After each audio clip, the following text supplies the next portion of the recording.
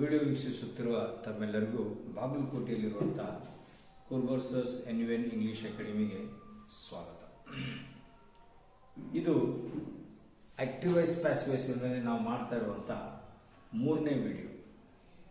ಈಗಾಗಲೇ 1 ಮತ್ತು 2ನೇ ವಿಡಿಯೋದಲ್ಲಿ ಸಿಂಪಲ್ ಪ್ರೆಸೆಂಟೇಷನಲ್ಲಿ ಬರಬಹುದಂಥ ಆಕ್ಟಿವ್ ವಾಯ್ಸ್ ಅನ್ನು ಯಾವ ರೀತಿ ಪ್ಯಾಸಿವ್ ವಾಯ್ಸ್ ಮಾಡಬಹುದು ಅಂತ ಚರ್ಚೆ ಮಾಡಿದ್ವಿ. ಮತ್ತು 2ನೇ ವಿಡಿಯೋದಲ್ಲಿ ಸಿಂಪಲ್ ಪಾಸ್ಟ್ ಟೆನ್ಸ್ನಲ್ಲಿ ಬರುವಂಥ ಆಕ್ಟಿವ್ ವಾಯ್ಸ್ ಅನ್ನು ಇಂಗ್ಲಿಷ್ನಲ್ಲಿ ಪ್ಯಾಸಿವ್ ವಾಯ್ಸ್ ಯಾವ ರೀತಿ ಮಾಡ್ಕೊಳ್ಬಹುದು ಅನ್ನೋದನ್ನು ಚರ್ಚೆ ಮಾಡಿದ್ವಿ. ಈಗ ಈ 3ನೇ ವಿಡಿಯೋದಲ್ಲಿ ನಾವು ಈಗ ಗಮನ ಕೊಡುವಂಥ ಮತ್ತು ಅತ್ಯಂತ ಮುಖ್ಯವಾದಂಥ ಚರ್ಚೆಯ ವಿಷಯ ಪ್ರೆಸೆಂಟ್ ಕಂಟಿನ್ಯೂಸ್ ಟೆನ್ಸ್ನಲ್ಲಿ ಬರುವಂಥ ಆಕ್ಟಿವ್ ವಾಯ್ಸ್ ಅನ್ನು ನಾವು ಪ್ಯಾಸಿವ್ ವಾಯ್ಸ್ನಲ್ಲಿ ಹೇಗೆ ಅದನ್ನು ಅನುವಾದ ಮಾಡ್ಕೊಳ್ಬೇಕು ಅನ್ನೋದೇ ಮುಖ್ಯ ಚರ್ಚೆ. ಈಗ ಮೊದಲು ನಾವು ಆಕ್ಟಿವ್ ವಾಯ್ಸ್ನಲ್ಲಿ ಬರಬಹುದಂಥ ಇಂಗ್ಲಿಷ್ ವಾಕ್ಯ ರಚನೆಗಳನ್ನು ಚರ್ಚೆ ಮಾಡ್ಕೊಳ್ಳೋಣ.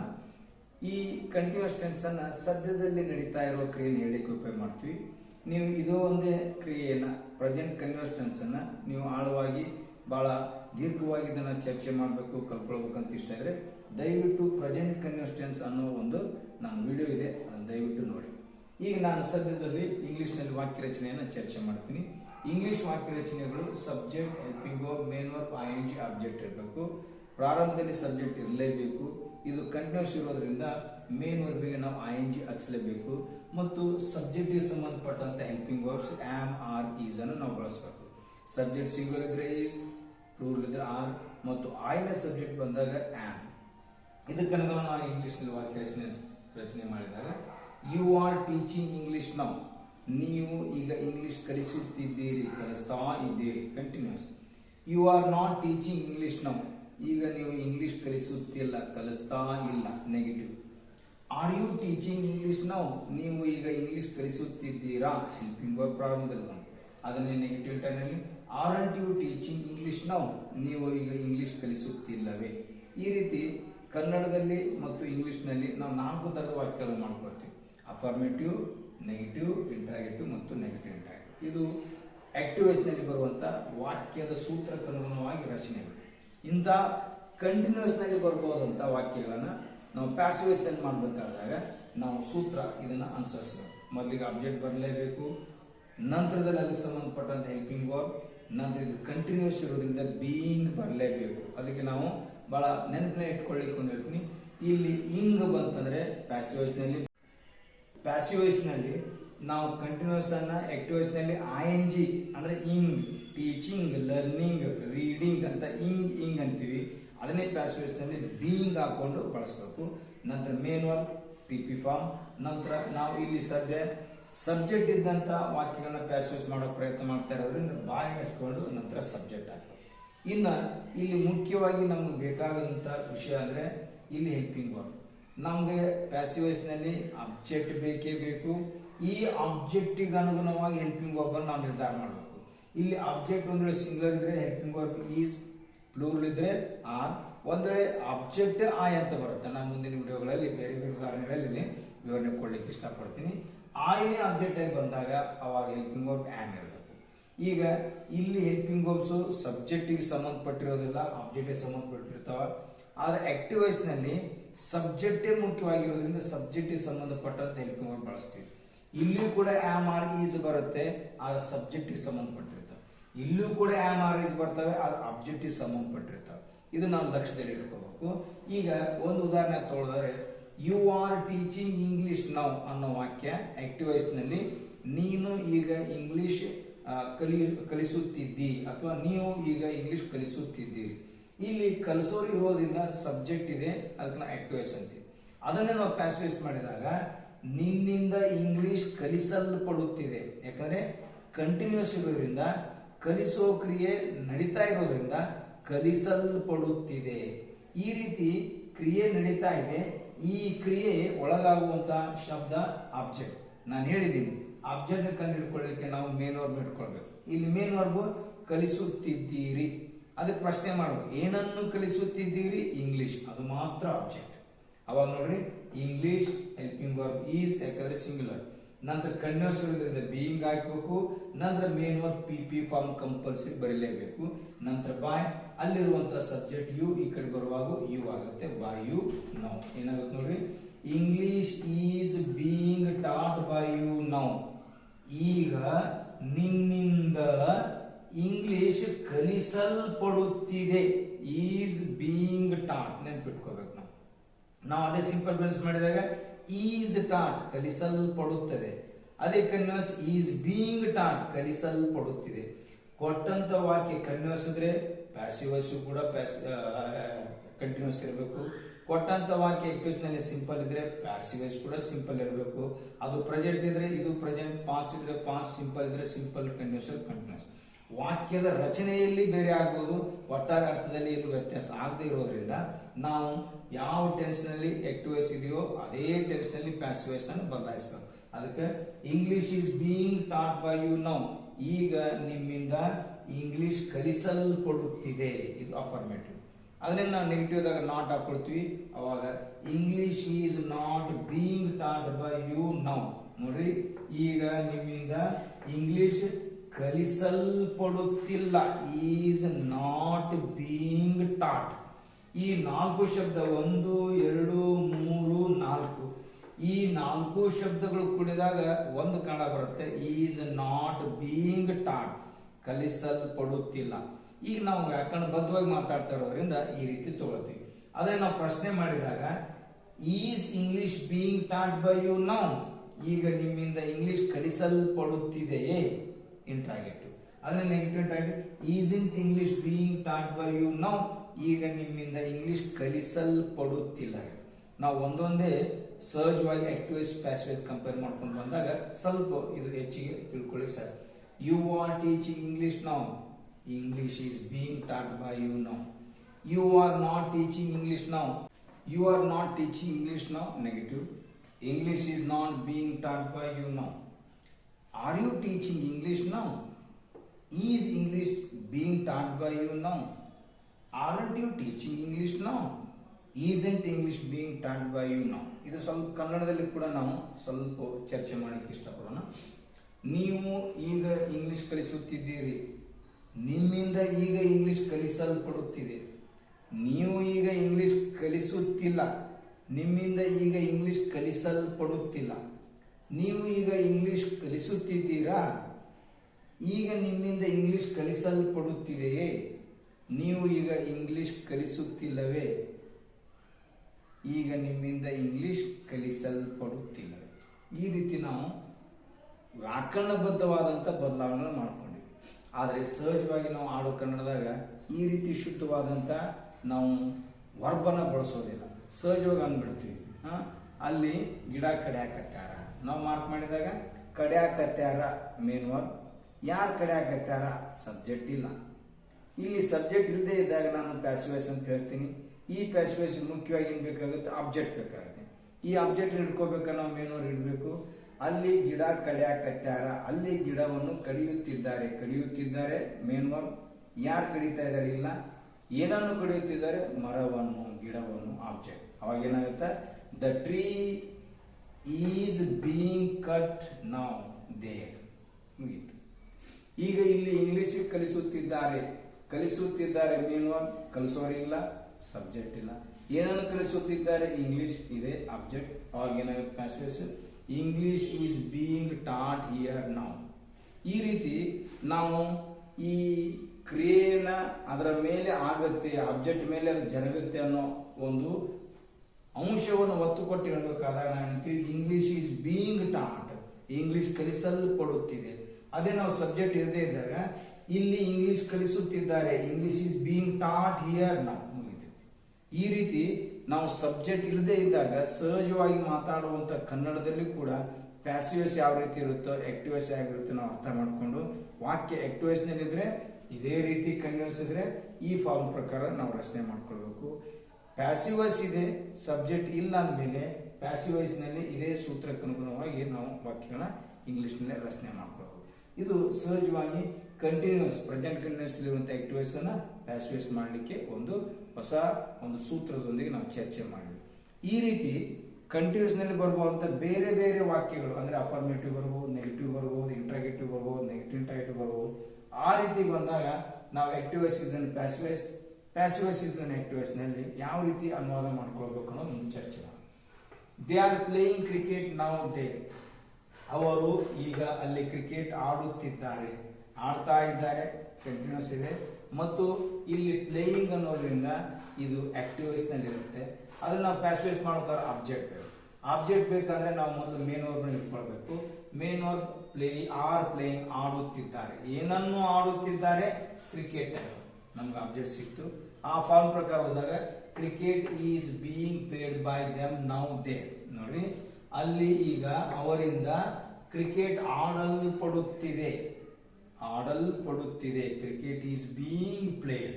ಈ ರೀತಿ ಕಂಟಿನ್ಯೂಸ್ ನಲ್ಲಿ ತಗೊಳ್ಬೇಕಾಗ. ಇನ್ನೊಂದು ಉದಾಹರಣೆ, your son is not doing homework now. ನಿಮ್ಮ ಮಗ ಈಗ ಮನೆಗೆಲಸವನ್ನು ಮಾಡ್ತಾ ಇಲ್ಲ. ಕಂಟಿನ್ಯೂಸ್ ಆಕ್ಟಿವ್ ವಾಯ್ಸ್ ನಲ್ಲಿ. ನಾವು ಪ್ಯಾಸಿವ್ ವಾಯ್ಸ್ ಹೋಗ್ಬೇಕಾದ್ರೆ ಆಬ್ಜೆಕ್ಟ್ ಬೇಕೇ ಬೇಕು. ಅದಕ್ಕಾಗಿ ನಾವು ಮೇನ್ ವರ್ಬ್ ಅನ್ನು ಇಟ್ಕೊಳ್ಬೇಕು. ಮೇನ್ ವರ್ಬ್ ಇಲ್ಲಿ ಮಾಡುತ್ತಿಲ್ಲ. ಏನನ್ನು ಮಾಡುತ್ತಿಲ್ಲ?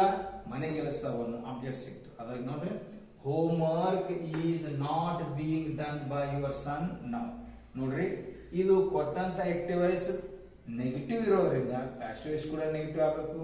ಕೊಟ್ಟಂತ ವಾಕ್ಯ ಆಕ್ಟಿವ್ ವಾಯ್ಸ್ ಕಂಟಿನ್ಯೂಸ್ ಇರೋದ್ರಿಂದ ಪ್ಯಾಸಿವ್ ವಾಯ್ಸ್ ಕಂಟಿನ್ಯೂಸ್ ಇರಬೇಕು. ಅವಾಗ ಏನಾಗುತ್ತೆ ನೋಡ್ರಿ, home work is not being done by your son now. ಈಗ ನಿಮ್ಮ ಮಗನಿಂದ ಮನೆಗೆಲಸವು ಮಾಡಲ್ಪಡುತ್ತಿಲ್ಲ. ಇದು ನಾವು ಶುದ್ಧವಾದ ಕನ್ನಡದಲ್ಲಿ ಮಾತಾಡಿದಾಗ ಸ್ವಲ್ಪ ನಾವು ಸ್ವೀಕಾರ ಮಾಡ್ಕೊಳ್ಳಿಕ್ಕೆ ಕಸಿವಿಸಿ ಅನಿಸುತ್ತೆ. ಆದ್ರೆ ನಾವು ಸಬ್ಜೆಕ್ಟ್ ಇಲ್ಲದಿದ್ದಾಗ ಆಡು ಕನ್ನಡದಲ್ಲಿ ನಾವು ಸಹಜವಾಗಿ ಮಾತಾಡ್ತೀವಿ. ಅದು ನಮ್ಗೆ ಸ್ವಲ್ಪ ಸಹ್ಯ ಅನಿಸುತ್ತೆ. ಹೆಂಗೆ ನೋಡ್ರಿ, ಈಗ ಹೋಮ್ವರ್ಕ್ ಮಾಡಾಕತ್ತಿಲ್ಲ. ಏನ್ ಮಾಡಾಕತ್ತಿಲ್ಲ? ಹೋಮ್ವರ್ಕ್ ಮಾಡಾಕತ್ತಿಲ್ಲ. ಇಲ್ಲಿ ಇಂಗ್ಲಿಷ್ ಕಲ್ಸಾಕತ್ತಿಲ್ಲ. ಈಗ ಏನ್ ಕಲ್ಸಾಕತ್ತಿಲ್ಲ? English is not being taught here now. ನಮ್ಗೆ ಸಹಜ ಆಡು ಕನ್ನಡದಲ್ಲಿ ನಮ್ಗೆ ಇದು ಸ್ವೀಕಾರ ಆಗುತ್ತೆ. ಶುದ್ಧ ಕನ್ನಡದಲ್ಲಿ ಸ್ವೀಕಾರ ಆಗದೆ ಇದ್ರು ಕೂಡ ನಾವು ಮೂಲವಾಗಿ ವ್ಯಾಕರಣ ಕಲಿಬೇಕಾದಾಗ ಶುದ್ಧವಾದ ಕನ್ನಡದಿಂದ ನಾವು ಆಡು ಕನ್ನಡಕ್ಕೆ ಬಂದಾಗ ಅದು ಬಹಳ ಸರಳ ಆಗುತ್ತೆ. ಇನ್ನೊಂದು ವಾಕ್ಯ, are those boys beating my brother. ಆ ಹುಡುಗರು ನನ್ನ ಸಹೋದರನಿಗೆ ಹೊಡೆಯುತ್ತಿದ್ದಾರೆಯೇ. ಆಕ್ಟಿವ್ ವಾಯ್ಸ್, ಯಾಕಂದ್ರೆ ING ಇದೆ. ಯಾವ ಕಾರಣಕ್ಕೂ ಪ್ಯಾಸಿವ್ ವಾಯ್ಸ್ ನಲ್ಲಿ ಮೇನ್ ವರ್ಬ್ ING ಬರೋದಿಲ್ಲ. PP form. ಅದಕ್ಕೆ ಕೊಟ್ಟಂತ ವಾಕ್ಯ ಆಕ್ಟಿವ್ ವಾಯ್ಸ್ ಇದೆ. ನಾವು ಪ್ಯಾಸಿವ್ ವಾಯ್ಸ್ ಹೋಗಬೇಕಾದಾಗ ಆಬ್ಜೆಕ್ಟ್ ಬೇಕೇ ಬೇಕು. ಆಬ್ಜೆಕ್ಟ್ ಇಟ್ಕೊಳ್ಳಿಕ್ಕೆ ಮೊದಲು ನಾವು ವರ್ಬ್ ಅನ್ನು ಕಂಡುಕೋಬೇಕು. R beating, ಹೊಡೆಯುತ್ತಿದ್ದಾರೆ. ಏನನ್ನು ಹೊಡೆಯುತ್ತಿದ್ದಾರೆ? ಉತ್ತರ ಇಲ್ಲ. ಯಾರಿಗೆ ಹೊಡೆಯುತ್ತಿದ್ದಾರೆ? ನನ್ನ ಸಹೋದರನಿಗೆ. ಆಬ್ಜೆಕ್ಟ್ ಇದೆ. ಅವಾಗ ಆಬ್ಜೆಕ್ಟ್ ಮೈ ಬ್ರದರ್ ತಗೊಂಡು, ಇದು ಪ್ರಶ್ನೆ ಇರೋದ್ರಿಂದ ಪ್ರಶ್ನೆನೇ ಆಗಬೇಕು. ಪ್ರಶ್ನೆ ಮತ್ತು ಆಬ್ಜೆಕ್ಟ್ ಸಿಂಗಲ್ ಇರೋದ್ರಿಂದ ಇಲ್ಲಿ is my brother being beaten by those students. ನನ್ನ ಸಹೋದರನು ಆ ಹುಡುಗರಿಂದ ಹೊಡೆಯಲ್ಪಡುತ್ತಿದ್ದಾನೆಯೇ. Is being beaten. ಈ ರೀತಿ ಹೊಡೆಯಲ್ಪಡುತ್ತಿದ್ದಾನೆ ಅನ್ನೋದು ನಮ್ಗೆ ಸ್ವಲ್ಪ ಸ್ವೀಕರಿಸಲಿಕ್ಕೆ ಸ್ಪೆಸಿಫಿಕೇಶನ್ಸ್. ಅದನ್ನ ನಾವು ಅನ್ಕೊಂಡೆ, ನನ್ನ ಅಣ್ಣಗೆ ಹೊಡ್ಯಾಕತ್ಯಾರ, ನಮ್ಮ ತಮ್ಮಗ್ ಹೊಡ್ಯಾಕತ್ಯಾರ. ನೋಡ್ರಿ, ಹೊಡ್ಯಾಕತ್ಯಾರ, ಹೊಡಿತಾ ಇದ್ದಾರೆಯೇ.